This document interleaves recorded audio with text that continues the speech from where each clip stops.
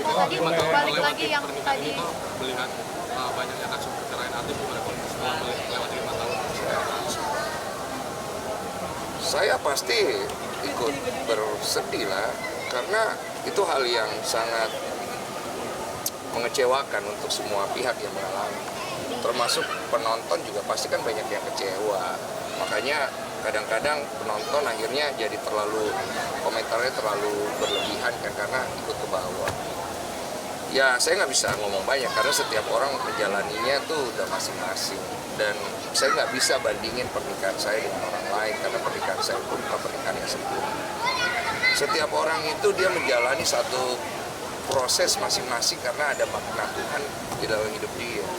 Kalau gue fokusnya kepada apa yang Tuhan mau dalam hidupku, dalam pernikahanku, bukan apa yang gue mau lagi. Karena kalau apa yang gue mau, mungkin nih feeling gue ya, mungkin gue udah pisah dari lama. Karena manusia itu sulit untuk menurunkan egonya dan keinginannya sendiri. Tapi kalau dia mau berserah sama Tuhan, dia lebih mudah buat ngejalanin. Itu pun ada yang tetap berpisah loh, walaupun kayak begitu. Jadi kita nggak bisa ngomong terlalu banyak, hanya bisa pasti mendoakan.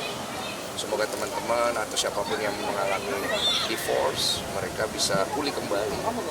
Dua belah pihak pulih, karena yang paling rusak pasti mental, pikiran, nama baik. Mereka bisa jalani lagi kehidupan mereka yang baru dengan pasangan yang lain, tapi tidak dengan hasil yang sama.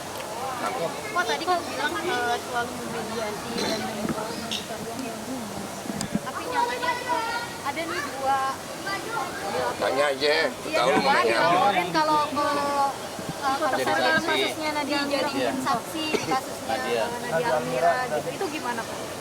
Enggak gimana. Gue mengikuti prosedur bernegara aja. Kalau memang dari kepolisian ada panggilan, nanti saya menghadap. Kalau nggak ada ya saya nggak menghadap. Gitu. Tapi sejauh ini mungkin nggak ada. Belum.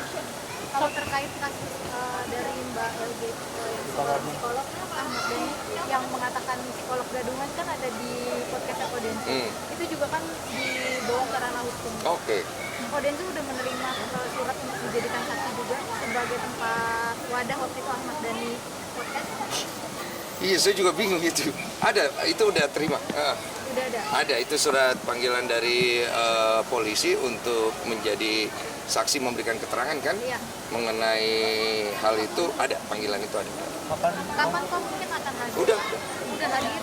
Udah. Tapi kok gimana nih kok?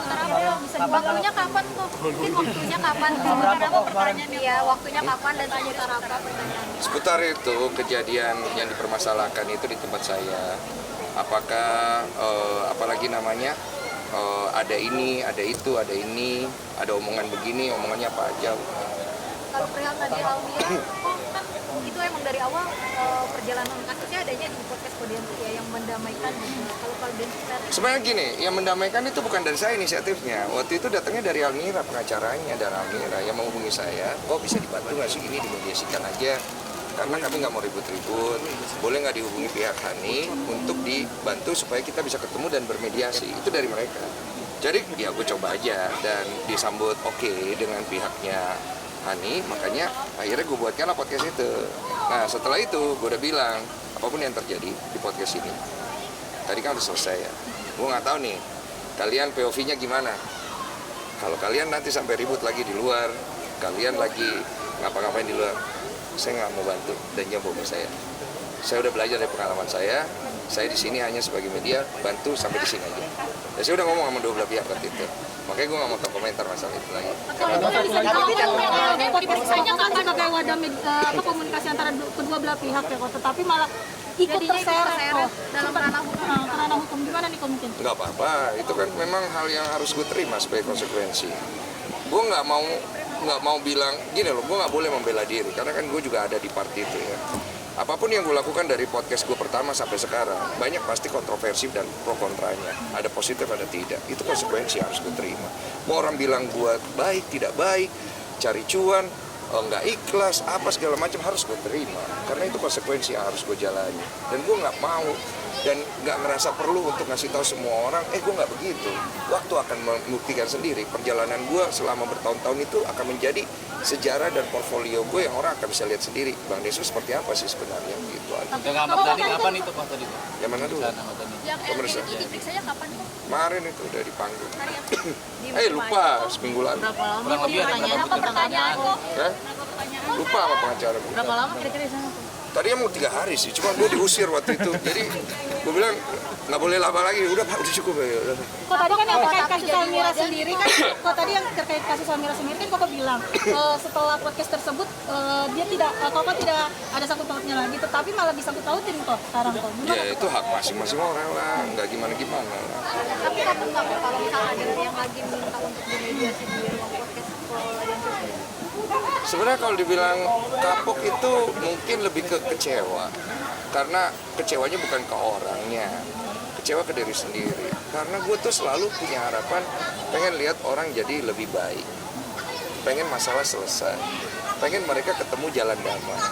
Tapi kan itu bukan gue yang ngejalanin, mereka yang ngejalanin. Gue kan hanya bantu. Jadi kadang-kadang setelah dari podcast gue, akhirnya mereka tidak menjadi baik atau tidak damai, gue kecewa sama diri gue, kok gue gak berhasil ya. Tapi ya sudah, porsi gue cuma sampai di situ. Dan gue nggak boleh lebih jauh. Dulu gue pernah ngelakuin porsi yang lebih jauh. Akhirnya gue yang jadi tidak baik. Jadi gue tidak mau lagi pergi lebih jauh. Makanya gue selalu kecewanya sama diri sendiri ketika akhirnya gue berusaha untuk bantu orang. Tapi pada kenyataannya gue kan nggak bisa kontrol orang itu. Gue juga nggak bisa terlalu masuk ke dalam hidup dia. Kalau dia minta saran ya gue kasih. Itu pun masih gue disalahin. Jadi gue harus terima konsekuensi. Makanya gue selalu bilang, saya ini siap salah. Apapun yang kalian katakan yang buruk tentang saya siap terima. Tapi izinkan kalau suatu hari nanti, kalau sudah terlalu mengganggu, saya izin paling klarifikasi mengurusin doang. Tidak untuk membela diri, tapi ada urusan sama kerjaan dan yang lain yang kita juga perlu kasih faktanya juga. Paling itu. Tapi sekarang jadi pilih-pilih nggak sih kok untuk membantu orang menyelesaikan kasus mungkin? Ada trauma kan? Lebih filter. Tapi filter pun pasti masih bisa kena. Jadi sudahlah. Gue sudah mengalami fase podcast gue dibilang podcast keramat, orang meninggal, jadi panjang, jadi baik. Sebenarnya banyak loh di podcast gue yang jadi bagus. Cuma manusia tuh emang gitu, suka dilihatnya kayak jelek-jelek. Banyak loh, kalau lu perhatiin banyak. Ada ratusan video, ada ratusan narasumber, ya, yang akhirnya jadi konflik nggak nyampe 10%. 90 banyak yang rujuk, banyak yang ini. Karena gue coba berusaha untuk selalu cari jalan baik buat bantu. Kadang-kadang ya, temen gue sering ngomong sama gue, Den, lu ngapain sih?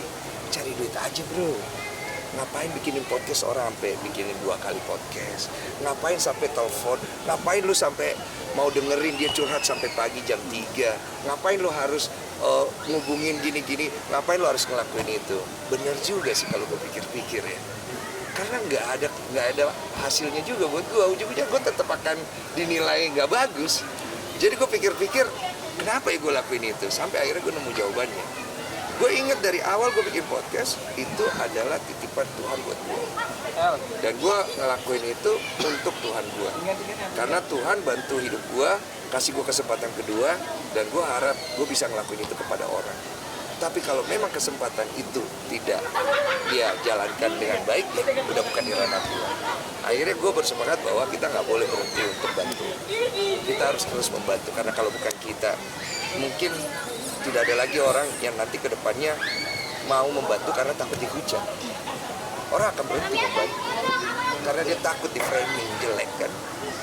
Gue nggak apa-apa, tapi gue akan tetap membantu. Tapi mungkin